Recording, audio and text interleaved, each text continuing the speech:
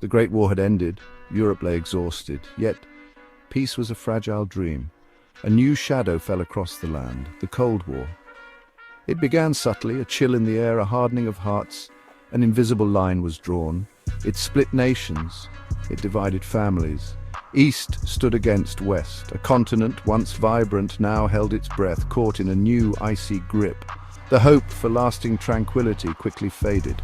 Suspicion became a constant companion. Every stranger was a potential spy. Every unusual event a possible threat. People whispered in hushed tones in cafes. The terrifying possibility of nuclear war loomed large. A silent, unspoken dread permeated every aspect of existence. The year was 1952. The Cold War, still in its infancy, had already cast a long, deep chill across the globe. Traditional methods of defense, the armies and navies, seemed almost obsolete. They were ill-suited to this new kind of confrontation. A threat that was insidious, pervasive, and often invisible required a novel approach. A new kind of thinking was essential. The old ways, the established protocols, would simply not suffice against such an enemy. In quiet, secluded rooms, far from the glare of official scrutiny, clandestine discussions began to take place. Grave concerns about the future were shared among a select few. Bold, unconventional ideas started to take shape.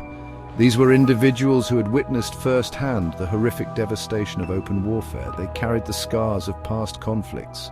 Their primary motivation was a profound desire to prevent such a catastrophe from ever happening again. They sought a path away from mutual destruction. These pioneers understood the shifting nature of the new battleground. It was a landscape of information, not just territory. A war of intelligence, of covert sabotage, of intense psychological pressure.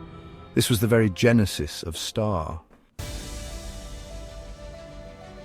5 remarkable individuals stood at the heart of this nascent organization. They were veterans, each forged in the crucible of past conflicts and espionage. Each brought a unique and invaluable set of skills to this clandestine endeavor. They were the foundation stones upon which S.T.A.R. would be built, the initial sparks that would ignite its hidden flame. They were united by a singular, powerful purpose: to shield Europe from the looming threat of self-destruction. These were the architects of the unseen. There was Anya, the enigmatic cryptographer. Her mind was a complex labyrinth capable of weaving and unraveling the most intricate codes. Then came Marcus, the consummate field agent. He moved through the shadows like a phantom. Eliza was the strategist. Her vision encompassed the entire complex chessboard of European geopolitics. Alongside her was Jean-Luc, the master of disguise and deception. Finally, there was Victor, the quiet genius of communications. He possessed the extraordinary ability to build untraceable networks. Together, these 5 disparate souls formed the original core of S.T.A.R. Their true identities naturally remained one of the organization's most closely guarded secrets. S.T.A.R. was unlike any organization the world had ever known. It possessed no grand central headquarters, no public face to present to the world, no official charter or recognized status. Its formidable strength lay precisely in its profound secrecy. Its very structure was a masterpiece of covert operational design, meticulously crafted to withstand discovery, to operate beyond the reach of conventional intelligence agencies. It was built to endure. It functioned through a series of small, completely isolated cells. These units were scattered like dandelion seeds across the vast expanse of Europe. Each cell operated independently. Often they were entirely unaware of the precise locations of other cells or the specific nature of their missions. This compartmentalization was a crucial element of its defense. It protected the integrity of the whole. If one part was compromised, the rest could continue. Communication within this shadowy network was a delicate, highly sophisticated art form. It relied on methods that were both ancient and innovative. Secret dead drops in bustling city squares, coded messages cleverly concealed within the classified sections of newspapers. Section 5. Nexus, the all-seeing eye in the darkness. Deep within the intricate structure of S.T.A.R., a specialized unit held a position of paramount importance. This crucial division was known only as Nexus. It functioned as the central nervous system of the organization, the primary intelligence gathering and sophisticated analysis arm. Its members were the keen observers, the patient listeners, the profound thinkers. They were tasked with assembling the fragmented pieces of the vast global puzzle, making sense of chaos. Nexus agents were not typically field operatives in the traditional swashbuckling sense. They did not engage in direct confrontations. Their domain was information. They collected whispers from well-placed informants. They intercepted and decrypted sensitive enemy signals.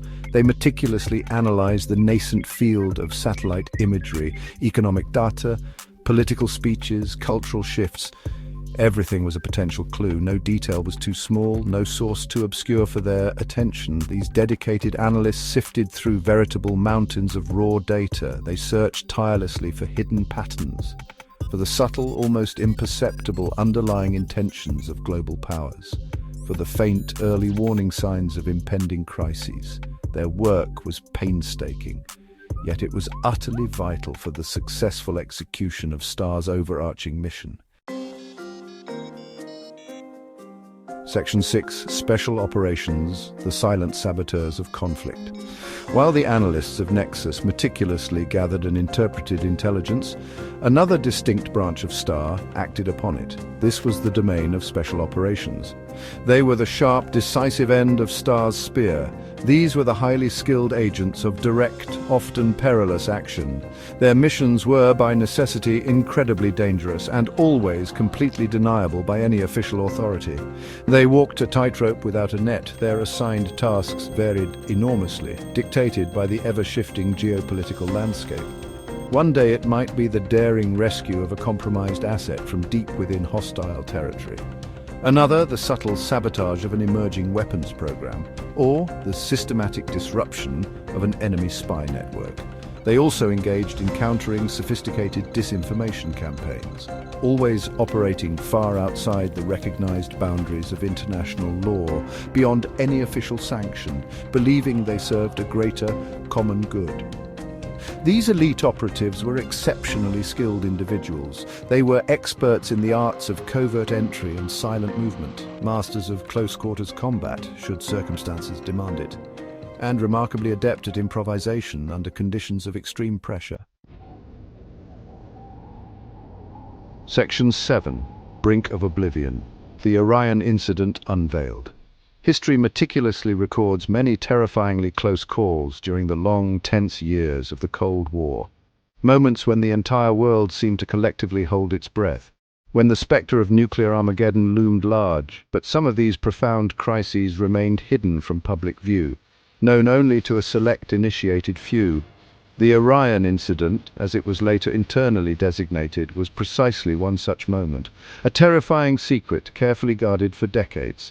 Nexus, with its ever-watchful eyes and ears, detected a series of disturbing anomalies, escalating inflammatory rhetoric from certain factions, unusual clandestine troop movements in sensitive border regions. Further analysis revealed a horrifying truth. A rogue element within one of the major power blocks was secretly preparing a preemptive nuclear strike. They misguidedly believed it was their only viable option for survival. Global annihilation seemed terrifyingly, imminently close. The doomsday clock was at seconds to midnight. S.T.A.R's special operations units were immediately and covertly deployed. It was a desperate, incredibly high-stakes mission. Their objective was multifaceted and fraught with peril. They had to neutralize the immediate catastrophic threat posed by the rogue faction. They needed to expose the rogue elements to their own unsuspecting leadership, and all this had to be achieved without triggering a wider, uncontrollable conflict. The odds against success were astronomically long. Section 8. Fading Footprints, the lingering legacy of S.T.A.R. As the icy grip of the Cold War gradually began to thaw, the primary mission of S.T.A.R. inevitably evolved. The world was changing. Some within its hidden echelons say the organization was formally disbanded. Its core purpose, they argue, had been fulfilled. Its dedicated members, having served their silent duty, faded back into the anonymity of ordinary lives. Or perhaps they simply transitioned into new, equally shadowy endeavors. The absolute truth, as with much of S.T.A.R., remains frustratingly elusive. There are no official government records that acknowledge the existence of S.T.A.R., no public monuments to its achievements, no medals awarded to its brave operatives. Its very name is consistently denied by those in positions of power. It is often dismissed as a fanciful myth by mainstream historians, a conspiracy theory born of Cold War paranoia. Yet despite these official denials, the whispers persist. Fragments of uncorroborated stories continue to circulate. Section 9. The Unseen Truth, S.T.A.R's Enduring Enigma. The shadowy, compelling story of S.T.A.R. stands as a powerful testament to a hidden world, a clandestine realm that operates diligently beneath the often deceptive surface of official, recorded history. It serves as a stark reminder that not all significant battles are fought in the open, under the glare of public scrutiny. Not all heroes who shape our destiny are known, celebrated, or even acknowledged. Many of the most crucial struggles occur in silence. Some truths, it would appear, are destined to remain perpetually in the shadows. They are protected by impenetrable layers of carefully constructed secrecy, or perhaps more effectively, they are shielded simply by widespread disbelief. The very idea of an organization like S.T.A.R. challenges our conventional understanding of how the world truly works. It questions the established narratives of how history is shaped and by whom. It suggests unseen forces at play.